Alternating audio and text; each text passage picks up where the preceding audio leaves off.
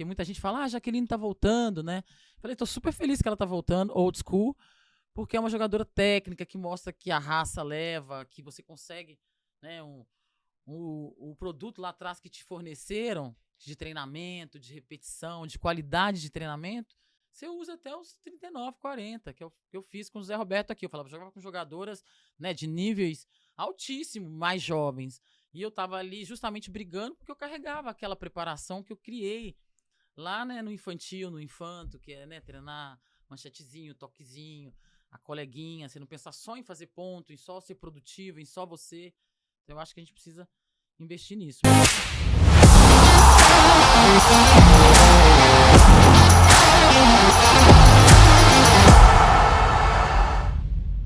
Fala, povo, vocês estão bem? Sejam muito bem-vindos ao Ataque e Defesa dessa semana. Queria agradecer a Tizan Digital, que prepara todo esse audiovisual para chegar na sua casa, no seu celular, no seu tablet, no seu computador, no seu carro, no seu ferro de passar, se bobear, passa a gente. E também a Ace Negócios, a melhor empresa para tirar a sua ideia esportiva do papel e colocar ela em jogo. Hoje o Ataque e Defesa é especialíssimo, porque temos Érica Coimbra. Oi, Ale. Tudo bom, Érica? Tudo bem, que prazer. Quanto tempo, que saudade de É você. verdade, um prazer estar aqui com você, com vocês, né? Esse microfone aqui, tá, gente? Se eu ficar... não Pode quer, deixar que né? eu ponho, irmão. Pode ficar. Fala com as mãos, com o corpo, a gente tem sentimento. Podem me corrigir. Ô, Érica, deixa eu falar uma coisa que eu sempre penso, assim, quando eu vejo você. Já te confundiram muito com a Fanny do BBB? Ai.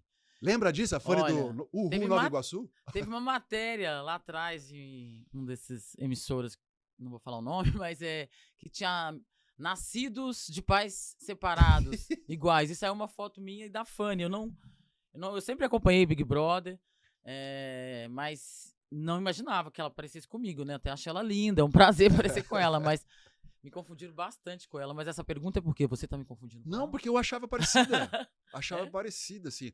Eu lembro uma vez no Pan-Americano do Rio, eu te vi, só que eu não sabia se você era você ou se você era a Fanny. Eu falei, o que a Fanny tá fazendo aqui no jogo de vôlei e tal? Aí eu até perguntei, por que a Fanny fazia? Aí eu falei assim, não é a Fanny, é a Érica. Eu falei, não. Tá vendo? Ó, Não já falei, eu bateu. falei, vai começar. Vai bater. Tá vendo? Olha só, tem que falar que a Fanny parece comigo, né? Porque eu que sou Claro. medalhista olímpica Não, aqui, gente. Ó. Quantas Olimpíadas? 2? Eu joguei duas, Não fui pra Pequim, né? Nem pra Londres, ainda jovem, mas joguei 2 Olimpíadas, 2000 e 2004. Foi o grande momento da Érica como atleta? Olha, eu acho que eu tive grandes momentos, assim, na minha carreira, sabe? Não só como atleta, mas como oportunidades, né? Na minha vida. Então, eu sempre falo que o meu primeiro Mundial Infanto foi o mais importante, que foi quem me ajudou a trilhar a história de sair da onde eu saí, chegar aonde eu estou. Então, para mim, ele é o mais importante de todos. Foi onde o Bernardinho ouviu falar da Érica Coimbra, uma jovem de 16, 17 anos, que tinha ganhado o Mundial Infanto-Juvenil pela primeira vez na história do voleibol, e ganhou 3, 4 prêmios individuais. Então, foi um momento ali bem... Então, ali abriu portas. Mas tiveram outros momentos. Sydney, né? Fiz parte ali daquela geração de bronze maravilhosa. Joguei como titular. Tinha uma responsabilidade bacana ainda, muito jovem, né? Com 20 anos. 2004, que a gente teve aquela derrota, né, horrorosa para a Rússia, mas era um grande time. A gente teve um ciclo ali difícil. 2008 também, então, se eu fosse falar vários momentos, 2008 eu estava muito bem, né? A gente ganhou a Superliga pelo Rio. Eu fui a melhor jogadora, né? A melhor ponteira do torneio. Acabei não indo para a Olimpíada, mas acho que ali também foi um grande momento. E os anos seguintes que eu decidi sair para fora. Então, eu acho que eu tenho vários momentos bacanas, assim, sabe? A gente não pode se apegar só a um, porque cada um foi um tipo de transformação na minha carreira, na minha vida. Você falou assim, de onde eu saí e onde eu cheguei. Saiu de onde? Você é mineira de BH ou não? Eu sou mineira de BH. Fui crescida ali, né, no entorno ali da região da Lagoa da Pampulha, ali, que é Venda cresceu Nova. super bem. Não, Venda Nova. Ali era, né, ali quando eu nasci em 1980, então, digamos, 87, ali tava começando a construir, né, ainda era loteamentos que foram vendidos, então era meio interior, uma roça mesmo, de uma família simples, né, trabalhadora, mas simples. Então, a gente não tinha tanto conhecimento em esporte, então não tinha ninguém que me incentivasse ao esporte, eu descobri o esporte sozinha.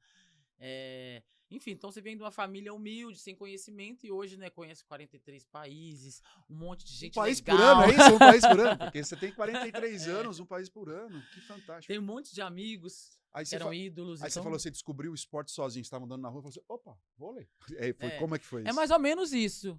Sozinha, porque o que eu digo sozinha, assim, eu tinha um amigo, né, o Carlos Renan, que é meu amigo até hoje, na Escola Municipal Pedro Guerra, na região de Venda Nova, que ele amava voleibol e ele vivia me chamando para assistir os treinos que o Gerson, que era o diretor da escola, dava após a aula, né? A gente dava de 1 às 5, então ele dava o treino de 5h30 às 6h30 da tarde. Só que eu quase nunca podia ficar, né? Que a minha mãe tinha medo de eu tacar fogo na escola, muita energia. Uma menina Energia tranquila. As meninas são mais tranquilas. E aí eu era hiperativa, né? Já tinha essa hiperatividade em mim, que naquela época não se tratava tanto. E o esporte foi um encontro, né? Onde veio aquela menina mais serena, disciplinada. Então, voltando ao assunto, o Carlos me chamava um belo dia, eu resolvi assistir o treino da escola.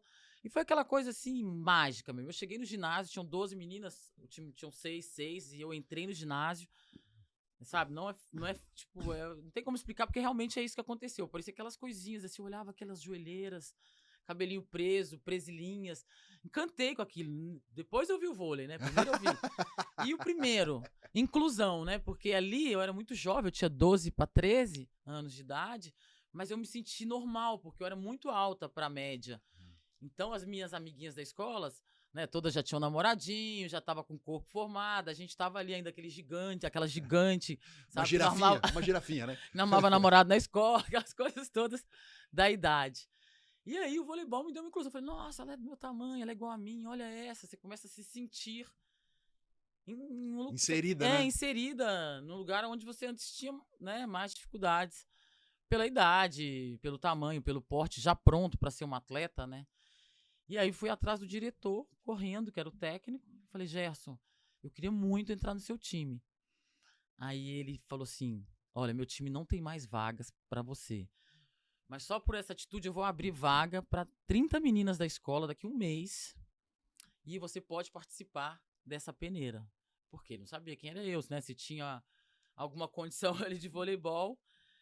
Enfim, aí voltei, cheguei em casa, falei, mãe, eu quero uma joelheira daquela azul que tem uma bolinha. Ninguém nunca tinha visto uma joelheira na minha família. Por favor. Cheguei perto do meu pai, conversei. Aí meu pai também nunca tinha ouvido falar o que era joelheira, ficou me ouvindo. Falou, aí ele ficava, mas é muito cara essa joelheira, não sei o que, não posso. Enfim, mas arrumou um jeito. E um belo dia, depois de umas 2, 3 semanas, ele chegou com uma joelheira pra mim em casa, toda errada, branca. Eu já tava quase chorando aqui. Não, toda errada, branca, lisa, porque a da bolinha era muito cara. Trouxe de goleiro, de futsal. É quase que a gente usa hoje em dia, que é legal, mudou, né? Mas na época tinha que ser aquela Realtex, que nem existe mais, azul, com as faixinhas. E era cara, e ele trouxe a branquinha pra mim e me deu. Eu tinha 12 anos de idade. Aí eu fiquei, né, puta da vida. Eu falei, essa não era essa que eu queria. Menino, né? Mas peguei ela no outro dia, fui pra escola correndo, cheguei pro Gerson com a joelheira. Falei, Gerson, olha, eu consegui a joelheira.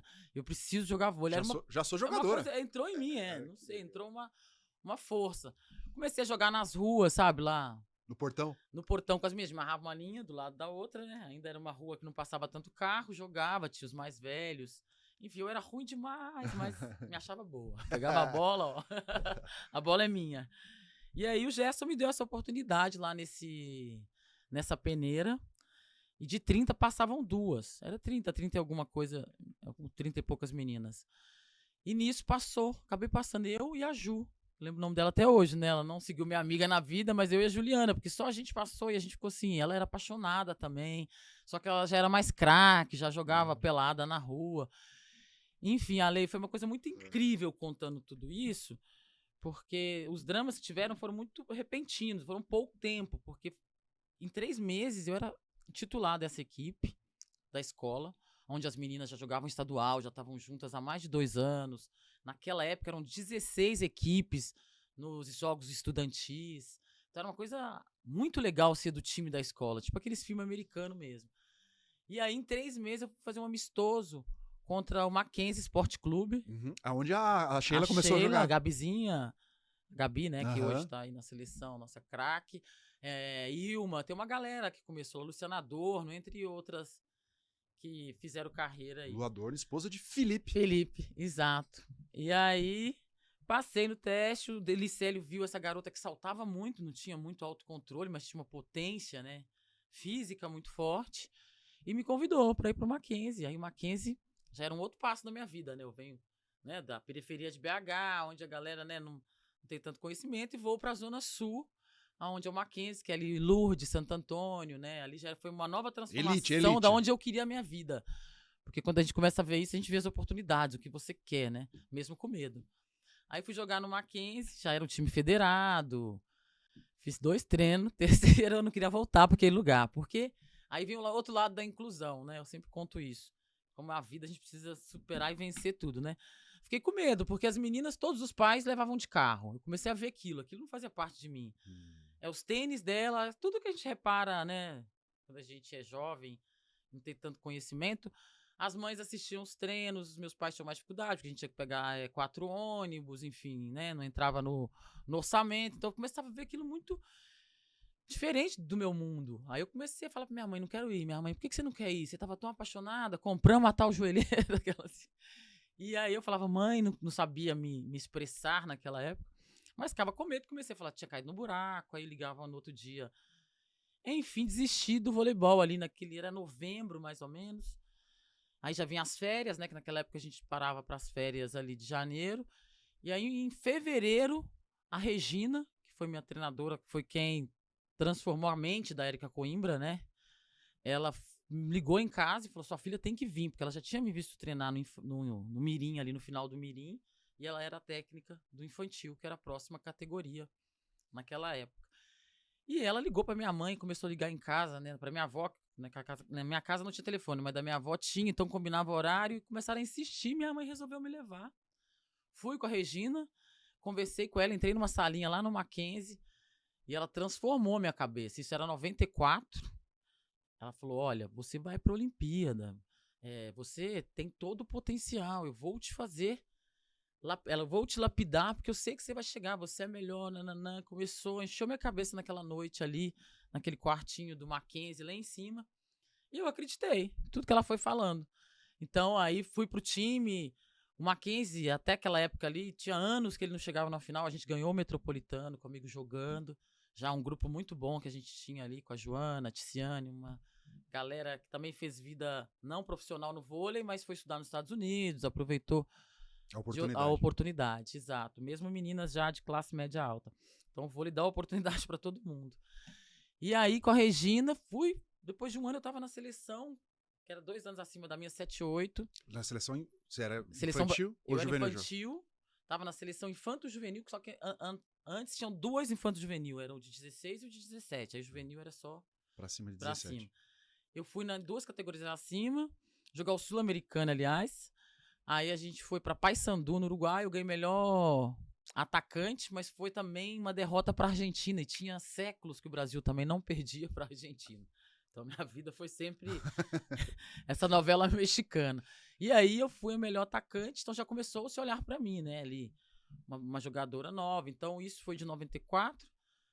Aí, em 95, eu já estava disputando esse. Em 96, eu já era jogadora do momento no país ali, né? A menina, então, jogava infanto, juvenil, 3 categorias acima. Haja joelho, hein? Haja joelho. Foi até os 39 esse joelho, foi bom. E aí, no ano seguinte, 96, 97, foi o Mundial. E naquele Mundial foi onde começou toda a transformação também, né? Dos 2 lados. Porque eu fui pro Mundial infanto juvenil. Foi a primeira vez que o Brasil foi campeão mundial na história, né? Então... Foi muito falado isso, eu ganhei... No feminino, No feminino, né? 4 prêmios individuais, então, Bernardinho, todo mundo ouviu falar, era, né, E, ainda você jogava no Mackenzie? Não, ainda jogava no Mackenzie. Ainda jogava no Mackenzie ali. Aí, nesse acerto, criou-se uma equipe em Curitiba, não sei se você lembra, tinha a antiga... Rexona, não sei se podia falar o nome. Claro que pode. Quem sabe eles viram nosso parceiro. E aí fui pra lá com o Bernardinho, enfim, ele foi até BH, conversou com meus pais, enfim, aí vem um monte de outras histórias até acertar isso. E aí eu fui pra Curitiba e minha vida foi acontecendo. Só que naquele mesmo ano também eu fui pro mesmo Mundial, que é minha vida é outro torno da roda, que eu fui pro Mundial Juvenil 7-8 também, que o Brasil acabou sendo desclassificado, e é onde eu descobri lá, né, a minha síndrome num teste. Então também foi horroroso, porque no mesmo ano que eu fui melhor do mundo, melhor jogador, eu descobri uma doença e toda essa história que aconteceu na minha Bem que vida. você aí. falou, a novela mexicana, né? É. Individualmente parece que tá indo tudo bem, coletivamente vai mal, ou vai bem coletivamente, daí aparece uma Daqui a coisa pouco, individualmente. Deixa eu dar mais um recadinho. Ó, você que quer cuidar bem do seu patrimônio familiar, seu patrimônio de negócios, precisa escutar o nosso parceiro Rodrigo Verri, que tem um planejamento ideal para o seu bolso. Dá uma olhada. Olá pessoal, tudo bem? Sou Rodrigo Verri, corretor franqueado da Prudential, especialista em proteção de vida, proteção patrimonial e empresarial. Vim aqui explicar um pouquinho como funciona o meu trabalho. Eu desenvolvo totalmente um projeto personalizado para a sua necessidade, ou seja, de acordo com aquilo realmente que você precisa, seja tanto para o teu negócio, quanto também para a tua família. Ou seja, os dois estão interligados, trazendo realmente segurança e tranquilidade financeira para todas as áreas, ou seja, evitar que você se descapitalize por algum imprevisto que todos nós estamos sujeitos, ok? Eu sou o Rodrigo Verri, da RV De Martino, e eu posso lhe ajudar. Mas como é que levaram a você fazer esse teste, assim? Era normal? Por que foi feito? Era normal, né? Hoje é uma voz, né? Eu sou uma voz pra isso. E antigamente era muito bruto, né? Se você for ver, antigamente ainda Sim. as meninas tinham que quase que se revirar, né? Eles reviravam o corpo delas inteiro porque eram obrigadas a provar que eram mulheres. Eu nunca entendi, não sabia por que os homens não tinham que provar que eram homens e as mulheres tinham que provar que eram mulheres. Então tinha um teste de feminilidade. Hoje eu não sei se hoje ainda existe, porque teve muito, né? Tiveram muitos processos aí. E hoje o mundo tá dando muita visão para essas coisas que antes eram diferentes e que hoje a gente coloca como caminho normal.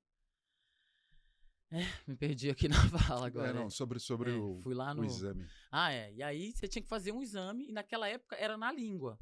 Então, iam todas as meninas de todos os times, de todas as seleções, e aí pegavam, faziam um teste na sua língua e depois te davam o resultado se você tinha passado no teste de, né, feminilidade, provado se você era mulher ou não.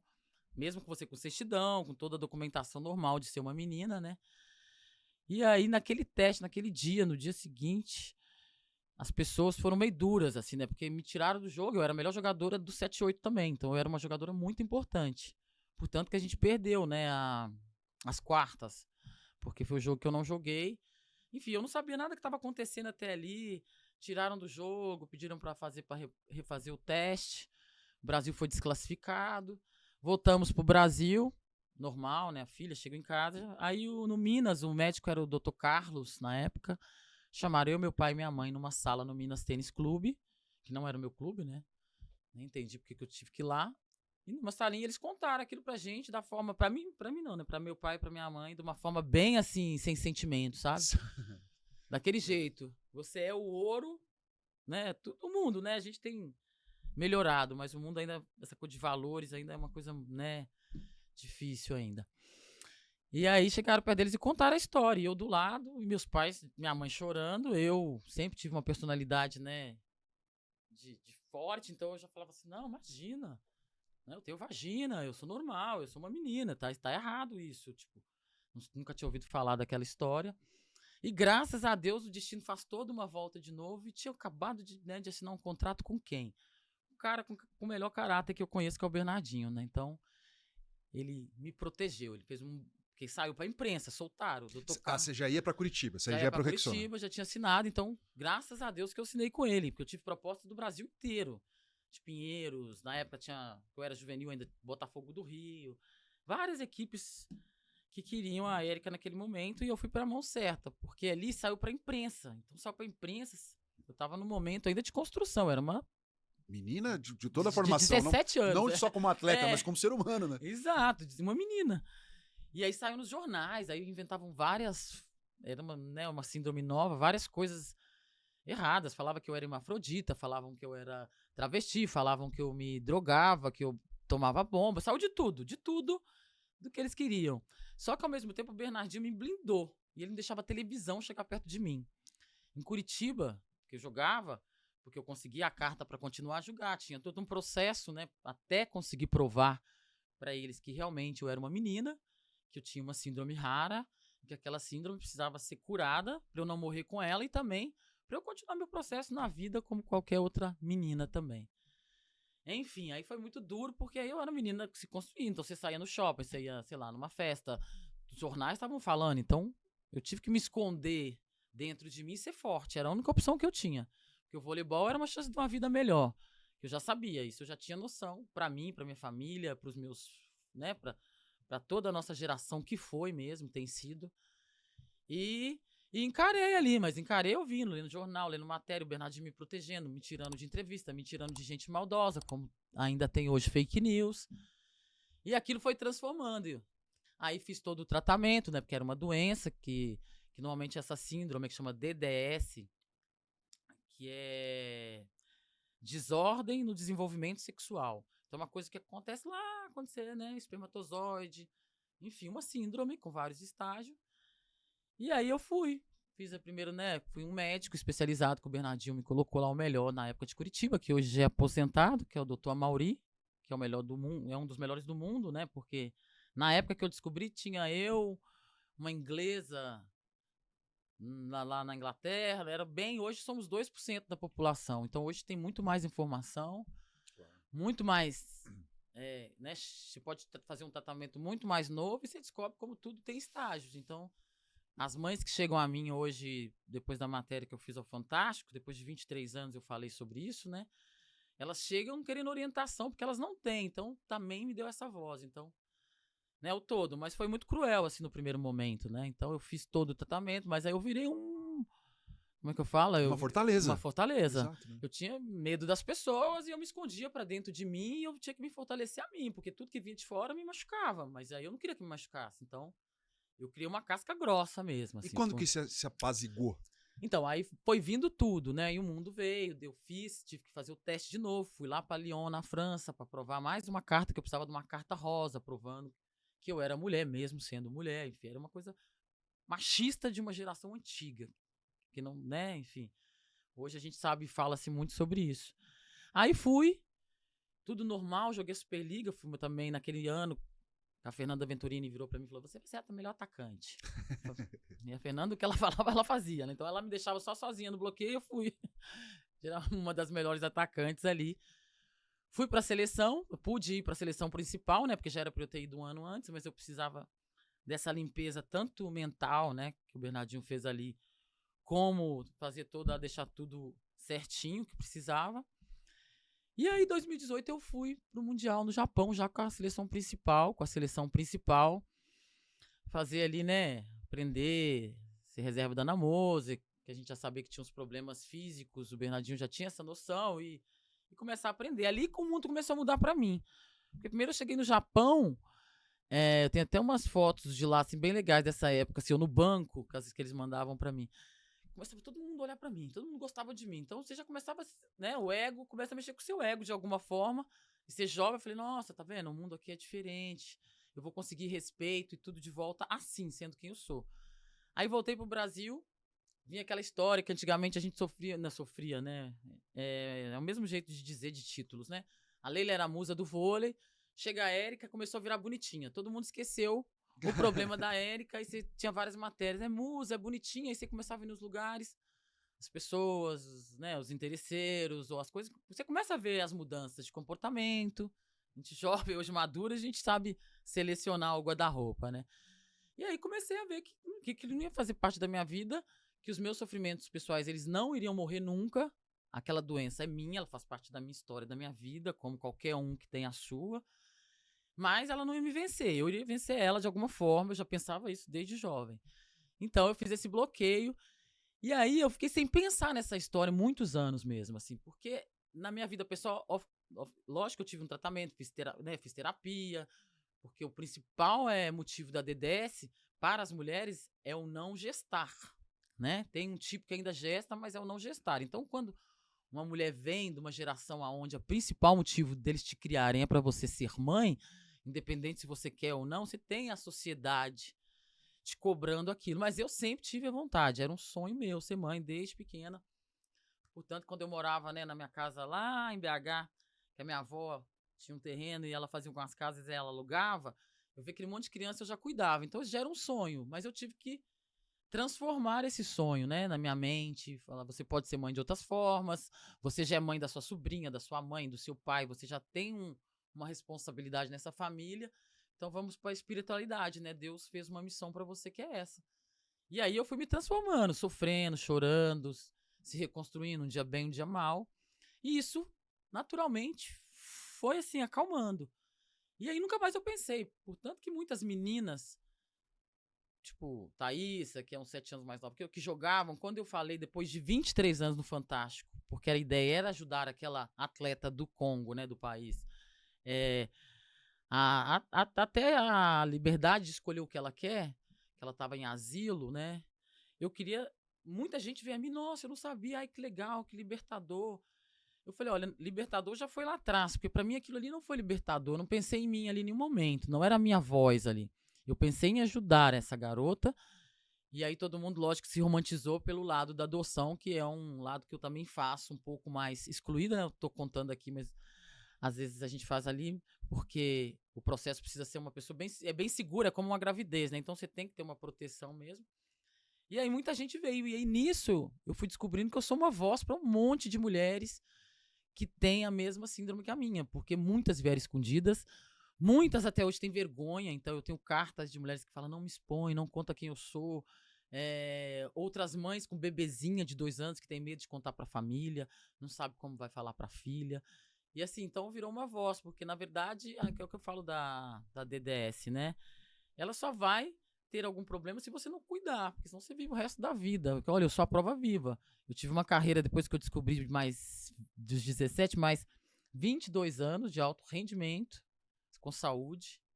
Sou uma mulher, tô viva, sou a prova viva de que a continuidade e que ser, né, o lado de ser mãe, a gente pode ser de outras formas, tem outras formas também de ser mãe, que a gente não precisa pensar só nisso. Então eu virei essa voz e tem sido muito legal trocar com essas mães e com essas mulheres e passar um pouco da minha experiência que eu vivi, mesmo que ela me traga dor, porque lógico que tudo que te faz traga dor, mas quando você consegue uma caixinha dentro de você, você consegue transformar essa dor, sabe, em uma coisa mais leve, você coloca em um lugar, às vezes eu me emociono, eu falo, eu choro, mas ela foi para um lugar muito mais legal, porque se eu não tivesse tido essa síndrome, eu teria a capacidade de estar compartilhando com essas mães uma experiência tão científica, assim, nova ainda para o mundo. Então, quer dizer, como eu disse, a minha vida ela é assim. Eu acho que a vida é assim, né? Então, eu às vezes agradeço a Deus hoje por ter tido a síndrome também, que era meu caminho aqui mesmo, era esse. É o monitor cardíaco, né, que a gente fala na vida, né? Tum, tum, exato. Tum, tum. Pra você nunca se sentir muito e nunca menos, né? O que você está dizendo, né? Os psicólogos chamam de ressignificar, né? Exato. Uma situação difícil, ou até mesmo boa, mas ressignificar ela dentro de você para você poder encarar. E isso eu já falei aqui, porque tem minha parte terapêutica aqui também. Tudo na vida é como você encara as coisas, né? Seja ela um momento bom, você vai ficar todo eufórico, mas depois de um tempo você tem que encarar de outra forma, para repetir aquele sentimento. E quando é ruim para você, vai sofrer, não tem como fugir, mas como você vai encarar depois a vida, depois daquele sofrimento. E nitidamente você aprendeu a encarar de uma maneira incrível, assim. E quando você usou, né, o termo assim, me tornei uma fortaleza, é tipo, tá escrito assim, tá pichado em você, assim, pô, sou uma fortaleza em todos os tipos. Primeiro, Regina, muito obrigado por essa conversa na salinha, que a gente Carvalho. Não perdeu a Érica. E o Bernardo não foi um técnico, né? Ele foi um pai. Foi, teve vários momentos, né? Eu morei na casa dele um tempo, quando eu saí de casa. Porque tem uma história muito boa da Érica. Eu falo da Érica como segunda pessoa, sou eu, mas... Atleta. Porque era atleta, né? Quando ele foi a Belo Horizonte, no Mackenzie, conversar com meus pais para me contratar para o Rexona, os meus pais não queriam que eu fosse, porque eu era muito nova, não era um esporte que se pensava em financeiro, naquela época a gente jogava pela camisa mesmo. Então eles tinham um pouco de medo e eu também cheguei pro Bernardo, acho que ele lembra desse episódio, naquela salinha, ele falou, não, eu vou levar ela vai entrar como 12ª jogadora, vai entrar de vez em quando, e eu na sala. Se for pra ser reserva, eu não vou. Eu vou pra jogar. Então, 17 anos. 16 para 17, acho que era janeiro, eu não tinha feito ainda 17. Então eu já tinha essa personalidade, né, da vida mesmo. Talvez eu já era um pouco preparada, só precisei lapidar. Então ele foi realmente uma pessoa importante ali na minha vida. E aí quando eu saí, eu tive toda essa coragem lá, tá? Mas contando a verdade, assim, aí depois acertei, meus pais, enfrentei, eu vou. Aí chegou a menininha, vamos pra Curitiba. Aí eu tinha uma mini, que tinha comprado na Tailândia, que a gente tinha de jogar um mundial, eu tinha comprado, tipo, naquelas feiras de quase Disney lá. Eu andei com tênis da Fernanda Venturini, porque eu assisti os jogos da seleção. Eu ainda não tinha jogado na seleção adulta e usava os tênis iguais, porque era fã delas, né? Fernanda Venturini, namoro. E naquela época não tinha voo direto. Então meus pais foram me deixar no aeroporto da Pampulha, eu lá, aquela menina madura, forte. Aí na hora que chegou no aeroporto, comecei a berrar, chorar. E falei, eu não vou, pai, eu não vou. Não sei o quê. Muda todo, né? Aí você vira menina, depois você chorar. Aí meu pai virou pra mim e falou, agora você vai. Você me enfrentou lá na frente do Bernardinho. Né, me desrespeitou, agora você vai, nem que você chegue lá e volte. Aí, enfim, fui, cheguei, a Fernanda tava me esperando em São Paulo, porque tinha uma escala, né, naquela época. Então eles também tiveram esse cuidado, aí eu cheguei lá, eu com a minha mina, Fernanda Venturini. Enfim, aí fui morar na casa deles ali uns 2, 3 meses, do Bernardo e da Fernanda, que eram casados na época.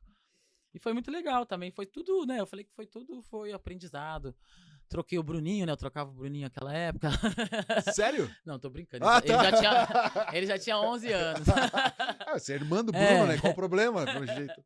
Caramba. Ó, a gente vai Troquei mudar assim. do assunto vôlei pra gente ir uma parte mais divertida um pouquinho Vamos da lá. sua carreira. Antes disso, vou pedir pra você se inscrever no nosso canal Ataque e Defesa, né, compartilhar esse link com mais pessoas, pro pessoal saber que existe um canal especializado em vôlei, trazendo conteúdos diferentes, né? Como conversa, a gente vai pra quadra acompanhar jogo, tem as transmissões, e agora a gente tem o canal de membros, o Membro Ace. Você pode se tornar um Membro Ace. É só clicar aqui no link na descrição desse vídeo, tem um canal também na nossa página inicial para você se tornar membro. Inclusive, né, a gente vai colocar para os membros mais para frente, a gente está com essa ideia de desafios. Desafios no vôlei, né? E a gente está bolando alguns. E você, tem no YouTube aí, vou pedir para a edição procurar, a Érica participando de um desafio no Japão. Que era um pula-cela. O que é? Sabe aquele negócio de pula-cela? Colocaram um plinto, olha Valia só. dinheiro, menino. Valia $5.000. Primeiro, $3.000. Na época, isso era tipo, dinheiraço. Você tá vendo o vídeo aí?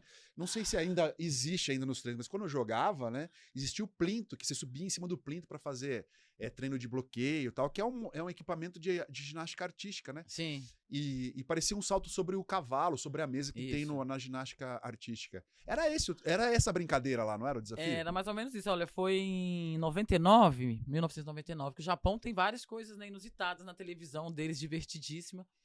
E aquele é um programa que eles contrataram algumas pessoas que eles falavam que eram as estrelas dos times, né? Então, da Itália, de Cuba, do Brasil, e eu fui de gaiata ali para participar. Era muito legal, porque era um programa, como é uma rede de televisão gigantesca lá no Japão. Era um Domingão do Faustão. Eles amam vôlei. E aí, começava, era um cavalinho, valia prêmio por primeiro e segundo lugar. Então, e tinha Cuba, Brasil, então tava Virna, Ana Mose, Leila, uma galera, né? A gente falou, a gente não ganha na quadra, mas a gente ganha aqui. Tô brincando, tá, gente? Que a gente ganhou 99. E aí eles colocavam uma altura que era a mínima que você tinha que passar. Se você não passasse, você ganhava lá o prêmio de participação. Senão você ia aumentando e ia competindo. Acabou que fiquei na final, eu e Ruiz. Não sei se você lembra da Ruiz. A cubana? É, a cubana, Claro. que saltava igual uma pulga, né? Também você não ficava muito atrás, né? Não, Saltava bem. Mas ela era muito leve. E aí a gente foi o jogo ali, eliminação, acabou que a gente foi pro final. Aí eu fui e falei, não ganhei aqui também, né? Aí fiquei em segundo e a Ruiz acabou sendo campeã. Mas era muito legal, porque você tinha que passar sem tocar nenhuma parte do corpo. Tinha aqueles jumpzinho, como é que chama? É um trampolim. Um trampolim que você pulava, você tinha que passar por cima. Uhum. Então chegou a 2 metros a altura, iam subindo. Você tinha que passar sem encostar no cavalo ali, sabe? Uhum. Enfim, aí tem várias imagens maravilhosas. Não, muito legal. Porque uma eu fiquei pregada lá em cima, assim, né? Eu calhei lá, tipo, só que aí você tinha uma chance na final eu consegui passar pra final. Mas foi muito legal, muito divertido aquilo. O Japão é incrível. Muito eu engraçado, amo. muito engraçado. Érica, você hoje assistindo... eu queria falar isso e passou para que a gente encaminhou muitas coisas. Eu queria tocar nesse assunto da formação de atletas, né? Hoje em dia, nitidamente, você é uma atleta que surgiu da escola, né? Exato. Da educação física da escola. Mais legal ainda de uma escola municipal. Municipal. Né? Cara, para acontecer isso hoje, acho que isso é impossível. Você acha que desvirtuou muito? Você falou, né, que você pensou em parar de jogar, que você foi jogar no Mackenzie e as meninas tinham melhores condições e tal. O cérebro sabota a gente, né? Porque o cérebro é preguiçoso, né? Então, para essas meninas pararem de jogar, era muito mais tranquilo, muito mais cômodo, né? Porque ela tinha já um outro caminho para seguir, né? E talvez quando você chegou ali, você não vou encarar isso, porque, né? meu cérebro, melhor eu seguir outro caminho. Eu achava que eu não merecia, né? Não tinha o merecimento de estar ali sem Então, consciência. são duas coisas importantes, né? Porque a formação através da escola, porque é onde está o grosso da nossa população jovem e em poder de iniciação, tá ali na escola. E o outro de força de vontade, que vem das dificuldades, que forma você como atleta, te prepara para a vida. Porque às vezes, né, obviamente que a gente quer dar as melhores condições para os nossos filhos, tal, para que os atletas tenham as melhores condições, tal. Mas um pouquinho de dificuldade, ali, né, te obrigar a fazer um negócio, te forma mais forte. Você consegue falar dessas duas coisas em paralelo pra mim? É difícil, né? Olha, primeiro eu vou falar daquele time do Mackenzie, que depois que eu vim jogar. Então, a minha criação e transformação foi com todo aquele grupo ali. Com o mesmo grupo que eu tive medo, foi o mesmo que me ensinou. Depois que eu comecei a ter força de voltar para a equipe, eu comecei a conviver com a Joana, que morava na Serra. Aí um final de semana eu dormi na casa dela, quer dizer, eu estava aprendendo outra cultura. Eu almoçava na casa de uma menina com um poder aquisitivo maior que o meu, e ela me mostrava um outro mundo. Eu com a Wênia, então eram meninas também fortes, elas queriam ser atletas de vôlei, entendeu? Mesmo tendo grana ou não. Então aquele grupo me ensinou muito. Então essa parte eu tenho que agradecer elas também. Mas eu participei de várias outras, né, situações, ouvi vários outros ambientes, e vejo até hoje que é exatamente isso que acontece. Às vezes a pessoa tem o primeiro desafio, ela vai desistir, porque ela não tem ninguém ali atrás dela que possa orientar ela. Quem seria essa pessoa? O professor. Aquela pessoa, né, que se formou, que no meu caso foi a Regina Carvalho, que teve amor, né, teve acolhimento, paciência, mas o principal, ela me encorajou, né? Então, às vezes, eu acho que a gente precisa de mais investimentos nas nossas escolas públicas, com certeza, porque de lá vai sair o maior número de grandes atletas, não porque o que tem a vida melhor ou condições melhores não vai ser, mas é exatamente isso que você falou, que é na primeira situação que ele tiver uma dificuldadezinha, ele volta para casa, porque lá ele tem, né, enfim, tem a vida dele ali com os sonhos. Mas eu acho muito difícil, Ale. Hoje eu tenho participado e estou aí montando um projeto social justamente ligado ao vôlei, justamente pensando nessa forma do que, no todo que eu penso no projeto, eu tenho pensado em como transformar esse projeto não só para grandes atletas, para transformar vidas, né?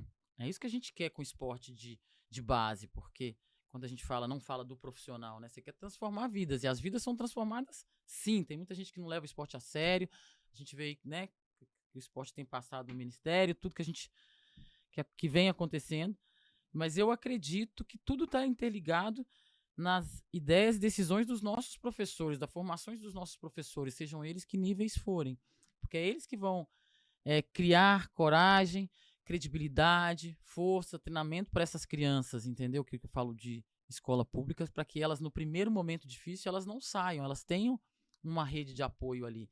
Então, eu acho que tem que ter essa rede de apoio, que muita gente hoje fala de saúde mental, né? Uma criança precisa de saúde mental. Aliás, ela talvez precise mais que um adulto, né? Então, eu sempre digo dessa forma que você falou, de muitas, no primeiro momento, não ir, porque ela não tem uma rede de apoio. Então, acho que hoje toda a base precisa de investimento com toda a rede de apoio, porque o mundo está diferente. Hoje elas pegam um telefone, eles têm toda a informação aqui.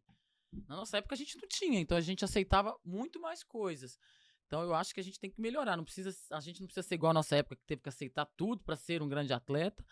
Então essas redes de apoio, que eu penso nela em geral, que seria professor, psicólogo, enfim, várias coisas incluídas ali, para que essas crianças não desistam tão cedo e nem sofram essa pressão de produtividade, tem que produzir, tem que fazer o tempo inteiro, tão jovens, porque isso não vai dar uma saúde mental, ou vai desistir no meio do caminho. Aí a gente vai ter menos atletas disponíveis profissionais, é o que eu acredito. Nossa, muito legal mesmo. A importância, né, te dá facilidades, mas é apoio, né, para que você consiga chegar. Você falou em redes. E evidentemente, né, que você falou, né, naquele tempo não tinha celular, Não. né? Porque você é bem ativo nas redes sociais, né? E você parte para um lado mais humorístico, assim, né? Gosta de uma brincadeira e tal. Você imagina a sua vida de atleta, como seria com as redes sociais que você tem hoje? Você acha que você seria muito maior do que você é? Com certeza. Com certeza. Olha, eu vou falar, as redes sociais, eu sempre gostei de tirar foto, né? Mesmo quando era máquinazinha, aquelas que a gente usava que muita gente nem sabe o que é. eu me aposentei do vôlei em 2019, fui estudar em Londres inglês, né? E voltei pro Brasil e começou a pandemia. Eu voltei pro Brasil em novembro e a pandemia começou em março de 2020. E aquilo foi um terror, porque em casa, trancada, recém-aposentada, recém-casada, tudo novo. O recém-aposentado Tinha é dia que eu engraçado. tava falando, meu amor, vamos arrumar uma briga aqui, porque né, o negócio tá muito calmo. O recém-aposentado parece que a pessoa é idosa. Aos 39, né, gente? Carinha de 28, tô brincando. E aí, começou uma coisa muito legal, porque começou de novo aquela coisa de saúde mental, né, gente? Você começa a... Sempre trabalhei, desde que eu me conheço por gente, 14 anos de idade, comecei a jogar, né? Enfim, tinha toda pessoas ali que dependiam de mim financeiramente, enfim, tudo, emocionalmente, e eu me trancaram no apartamento e falaram, fica aqui. E aí, eu já tinha o Instagram, já mexia, mas não igual. Eu comecei, começou... A pandemia veio, deu um desespero, a gente não sabia o que ia acontecer, você ficava na frente da televisão assim, olha, né, você lembra? Morreu 2, vou morrer. Eu fui 8 vezes. Você pegou a Covid? Não peguei. Eu fui 8 vezes com ansiedade de achar que tava. Fazer exame? Famílias me aguentava mais. Chegava lá e já falava, volta pra casa. Isso aí tá com problema psicológico. E aí, enfim, passou 2, 3. As redes, né, de televisões começaram a não ter mais grade. Se é assim que se fala, né, pra passar, começaram a repetir. Aí começaram a passar jogo do Pan-Americano. E eu tinha mais ou menos ali, já tinha uns 30 mil seguidores.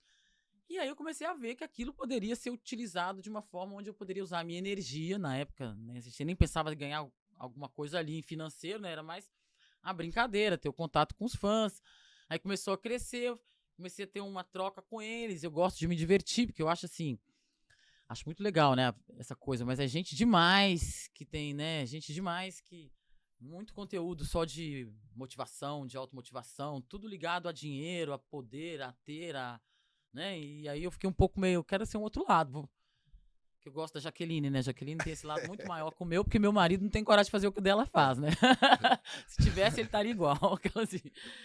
E aí eu vejo o lado cômico e logicamente ali eu comecei a trocar ideias, compartilhar, fazer coisas, porque eu acho que tem os dois lados, sabe? A vida não é só seriedade.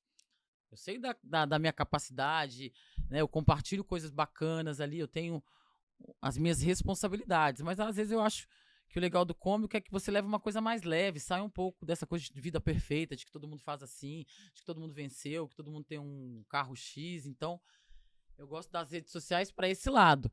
Então eu acho que se eu fosse atleta hoje, no meu auge, ser o que eu fui na minha época, né, do tamanho, assim, de atleta, com certeza teria triplicado toda a forma, porque te leva muito longe, mas também pode te atrapalhar, né, então eu acho que as redes sociais têm esses dois lados, porque muita gente fica doente nas redes sociais, porque a vida ali é linda, ninguém tem problema, ninguém tem, né, ninguém acorda descabelado, ninguém, enfim, atrasou uma conta, fica uma vida muito perfeita, então...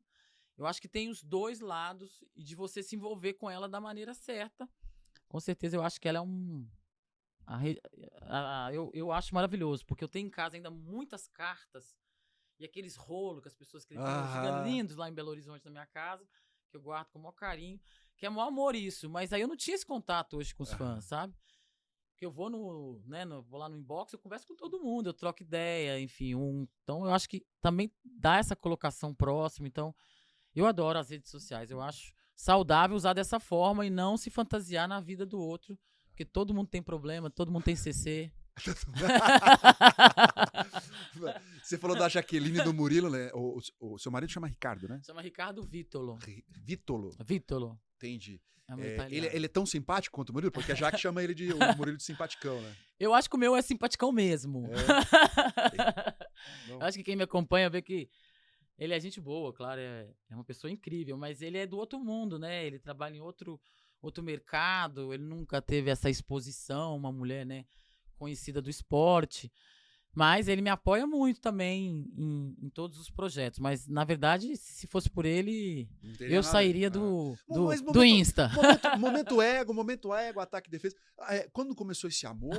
Onde foi o conhecimento? O primeiro beijo? Good times. Então, o Ricardo foi assim, olha, parei de joguei o último ano com o José Roberto Guimarães, aqui que eu vim fazer parte do projeto quando iniciou. Barueri, né, em 2016. E aí fiquei até 2018.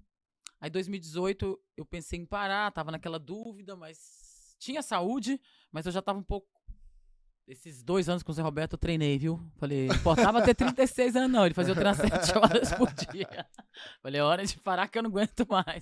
O corpo não aguenta, né? É ótimo, maravilhoso, porque o desempenho vai no máximo, mas aí você começa a perceber que as lesões é melhor você tomar um pouco de cuidado. Falei, vou parar. Aí recebi um convite de Israel, do Guy, que era o treinador lá do time da Maccabi Haifa, e ele queria uma medalhista olímpica para dar uma divulgada no esporte, então achei que era uma maneira de eu retribuir o esporte e conhecer Israel, logicamente, que sempre tive esse sonho. Acabou que eu fui para lá, foi maravilhoso o país, mas eles ficaram 5 meses sem pagar. Enfim, aí eu falei, olha, eu tô aqui pagando para jogar e ainda, né, dando visibilidade para eles, acho que é melhor pensar um pouco em mim. Aí eu falei, vou parar de jogar. Entrei em negociação com o time. Isso em dezembro de 2018, janeiro de 2019. Aí, dia 12 de janeiro de 2019, eu cheguei no Brasil, vim passar um tempo aqui. Nisso, eu já tinha comprado o meu curso na Inglaterra. Eu iria para Inglaterra em abril. Então, eu resolvi coisas, ficar com a família, descansar um pouco, né, gente? Porque a gente foi produtividade 25 anos da vida. Então, tava um pouco também cansada, né, dessa correria. Olha o microfone. Enfim, aí, nesse tempo eu vim, tinha o aniversário de uma amiga minha, eu moro em Belo Horizonte, o Ricardo mora em São Paulo, a Carol Sampaio, que é uma Das festas, né? amigona, de tudo, né, porque hoje ela é incrível, ela é super poderosa aí no mercado, mas ela faz muitos eventos bacanas, e o aniversário dela ia ser no Copacabana Palace, eu falei, eu vou pro Rio, fico lá, enfim, vou no aniversário da Carol, fui no aniversário da Carol Sampaio, e nisso decidi ficar no Rio, na casa do meu irmão lá uns dias. Aí saí um dia lá com uma amiga minha no Jobi, não sei se você já ouviu falar. Quem nunca foi tomar um chopinho no Jobi? Fala aí, no Rio. Começou aquelas chuvas, gente. Sabe aquelas chuvas de Rio de Janeiro? Nossa, que alaga tudo. Parece que o mundo sabe, você faz um filme mesmo. Que Então, alaga peraí, tudo. O príncipe chegou de bote, não, é isso? Eu fiquei com a minha amiga lá. Era uma amiga nova, eu tava conhecendo ela de BH, com amigos em comuns, e a gente saiu lá que ela queria conhecer o Jobi. Começou essa chuva, nós ficamos lá 4 horas trancada, não podia sair. Imagina o que tomaram de chopp, né? Aí falei, vamos sair agora e vamos dar uma volta. Acabou a chuva, Rio de Janeiro parado, aquelas coisas, tudo fechado ali no Leblon, tudo fechado. Falei, vamos na Dias Ferreiras, que às vezes tem alguma coisa ali. Chegamos lá, tinha um bar aberto, que é do lado do Stuzzi ali no final, que eu nem sei o nome dele ali mais, ele ainda existe. E falei, tá lotado, vamos lá. E aí, pra resumir, pra gente não ficar aqui contando a história toda, essa minha amiga tava lá, tava lotado, não tinha lugar de sentar. Ela tava de salto, eu não, que eu quase nunca uso salto. Não precisa. Não, eu acho bonito, mas é que eu não sei mesmo usar. E aí ela tava com dor no pé, eu falei, olha, eu já tinha visto o meu marido passar, porque ele é muito alto, né? E eu tava solteira, então pessoas altas me interessavam. Tô brincando. E aí eu falei, olha, tem aquele moço que tá de amuleta com outro, que era o meu marido, e eles estão ali e tem 2 cadeiras. Vamos lá que eu vou pedir eles pra sentar. Aí eu cheguei lá e falei, olha, minha amiga tá com dor no pé, mas eu já tava com outras intenções também, né? Porque já tinha me interessado aquele local. Mulher de atitude. Mas a gente chega devagar, a gente, né, não assusta o boy. Aí minha amiga matou de vergonha a Vivi, falou, não tô com dor no pé, que ela tava com vergonha da minha atitude, né? Aí eu falei, então eu vou sentar senta eu. Sentamos, começamos a conversar. Enfim, aí viramos amigos ali naquela noite, fomos se conhecer, depois de uma semana ele foi a Belo Horizonte, me conhecer. Que amigo, hein? Que amigo, né? Uma semana depois de Belo Horizonte, super amigo. Exato. Não, ele, né? Só que aí já tava com as passagens tudo comprado, tudo pra ir pra Londres em abril. Isso era março, né? Foi dia 17 de março, isso. E aí eu não ia trocar minha vida, né? Eu já tinha deixado... Tudo planejado. Eu já tinha deixado a Érica há muito tempo de lado, por N coisas, pelo esporte, por tudo. Eu falei, eu vou estudar, vou fazer minha vida, meu sonho. Aí fui pra Londres, cheguei em Londres dia 3 de maio, meu marido chegou lá dia 10. Ele foi atrás de mim. Olha que romântico. Ricardo, hein? Pô, eu tava falando que ela tinha atitude, mas agora descobrimos quem tem. Aí ele chegou lá atrás de mim, ficou 10 dias lá, porque ele já tinha morado em Londres em 2001, alguma coisa assim, tinha amigos lá. E, enfim, aí voltou pro Brasil, o amor, a paixão tava muito forte. E eu não queria voltar, porque eu voltaria dia 2 de julho. Maio, julho, eu moraria 2 meses, estudaria inglês lá. E aí falei, não vou voltar, vou ficar mais tempo aqui, vou ficar 6 meses do visto. Aí fiquei, aí teve logicamente aquele clima ali, aí dia 3 de agosto ele mudou pra Londres, foi pra trás de mim, largou tudo no Brasil, ficou trabalhando nas coisas online dele e ficou comigo em Londres até eu vir embora. Em dia 28 de outubro de 2019. Qual que é o seu signo? Áries. Não, é que você é muito ligado em data, né? Tudo Tudo. você até 12 de agosto, 13 de abril. Sei. Se você fala comigo assim, a menina fala comigo assim, olha, eu tenho 45, fala, você é 78. 7-8 é coisa de atleta, né? Falar o ano que nasceu. Sim. A gente tá chegando ao final, só concluir a história. Daí você casou e quando que você casou? Não, aí eu mudei, aí decidi voltar com ele, aí a gente casou, né? Decidimos morar junto ali, compramos um apartamento aqui, mudamos pra lá em dezembro de 2019 e casamos oficial, né? Mas pera. Já que você gosta muito de data, o negócio começou quando? Começou dia 17 De de março. março de 2019. 9 meses depois tava morando junto? Tava morando junto já. Ricardo, você que tem atitude. Você que tem atitude. Aí casou no outro ano. Você casou um pouco antes da solteira pandemia? e ele leva em 7 meses. Muito bom. Ó, só vou fazer mais 2 perguntinhas pra você aqui, porque daqui a pouco a gente vai fazer só para o clube de membros ex. Tá certo? Seja membro. Hoje em dia, o que você acha do vôlei atual? Porque tem o vôlei de seleção e tem o vôlei da Superliga. Como é que você vê hoje a nossa produção de atletas? Você acha que a gente está bem servido, tanto na seleção quanto na Superliga?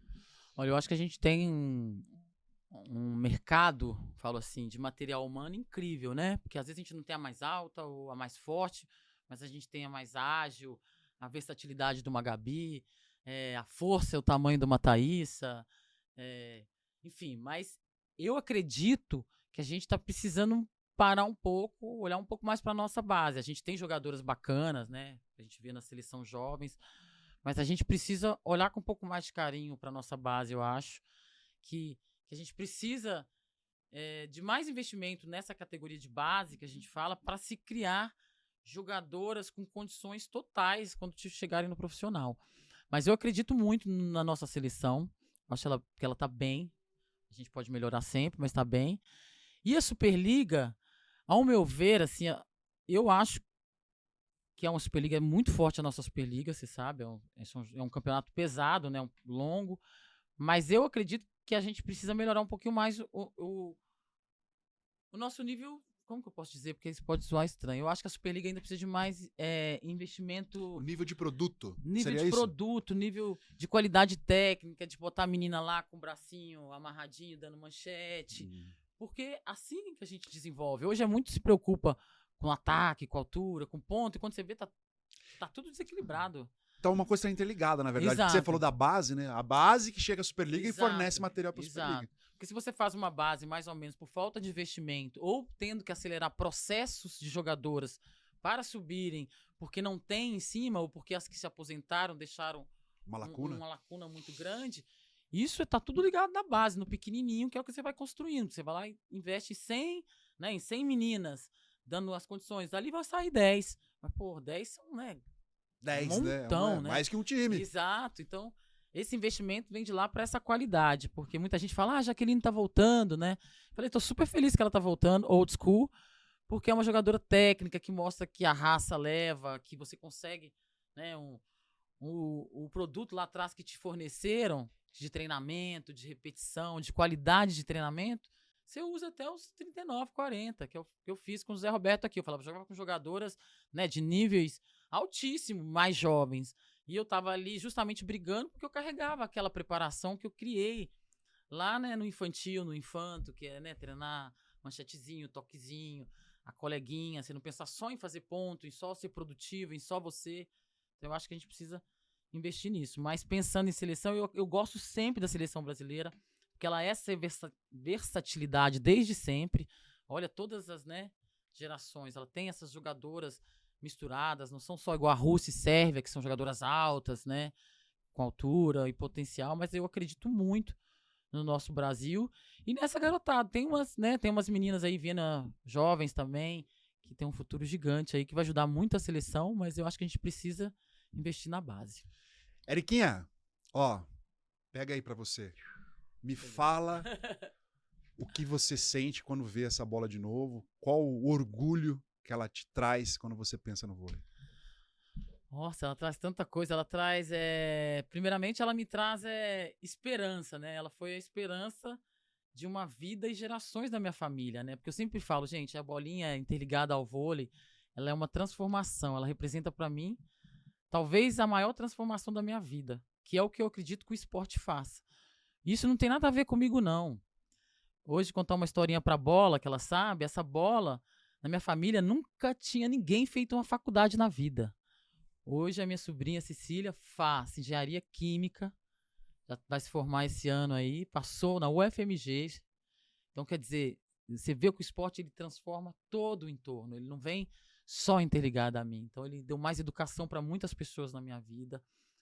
A gente não teve essa oportunidade lá dessa forma, mas o vôlei me deu a oportunidade de ser uma pessoa melhor, de restaurar toda uma família, de criar uma menina, de salvar uma vida de uma garota, né, que descobriu uma doença que talvez com o poder aquisitivo da família não teria tido a oportunidade de se tratar, de estar aí bem de saúde.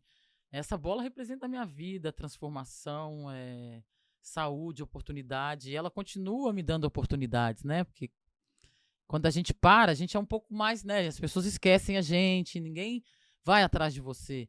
Então, toda vez que eu preciso ir atrás de alguma coisa, eu vou com ela na mão. Porque ela que me abre as portas, ela que continua me salvando, ela que continua me dando a oportunidade de transformar outras vidas. Que demais. Érica, queria agradecer absurdamente a sua disposição de vir para cá.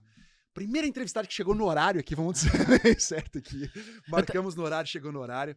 E queria, cara, assim, é tão fantástico te ouvir, né? Tipo, eu fiz pouquíssimas perguntas, porque você Fala, né? fala bastante, mas fala com propriedade. E eu acho que você não precisa provar nunca mais o quão forte é essa mulher que existe dentro de você.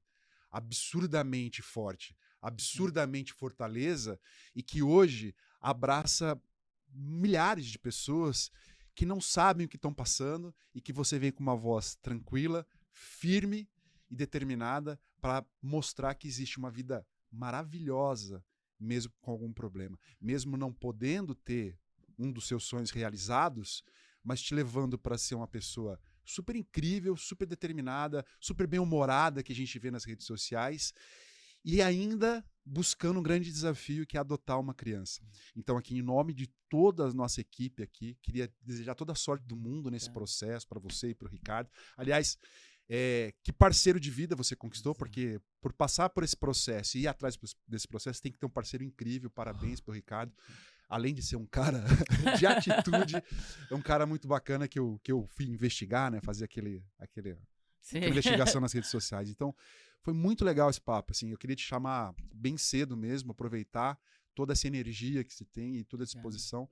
E parabéns, eu espero que você continue sendo essa fortaleza, não só para você, para sua família que está em formação, a sua família que vem lá atrás, mas para muitas mulheres, né? E pessoas e seres humanos que existem e que pedem um apoio com você. Parabéns. Obrigada. É um prazer estar aqui com você. A gente está aí há anos, né, no esporte. É um orgulho quando você me convidou. E assim, eu acredito que, numa fala que você teve aí, eu vou realizar o meu maior sonho em breve. Então, quer dizer, esse sonho ele não foi morto em mim. Então, ele existe, ele está vivo em mim, que é de ser mãe. Então, a adoção é um processo. Estamos nela aí, não falamos muito porque precisa estar um pouco mais quietinho nesse processo, porque ele é longo. Mas eu sempre digo assim, a vida tem sempre uma outra oportunidade. Não importa qual, não desista, sabe? Porque eu sou a prova viva que não desistir te transforma, mas eu quero conseguir levar muito, muito, muito mais longe a minha voz, porque tem muita gente precisando entender que a vida tem sempre uma nova oportunidade. Tá aqui, Defesa é uma oportunidade para botar essa voz. Vamos compartilhar. Se inscreve no canal, né? Aciona o sininho para receber notificações de vídeos novos. Pô, a Érica é um baita de um papo para você acompanhar, tá? Então, a gente se vê na próxima. A gente se vê aqui, mas agora tem as perguntas dos membros do canal, os membros ex.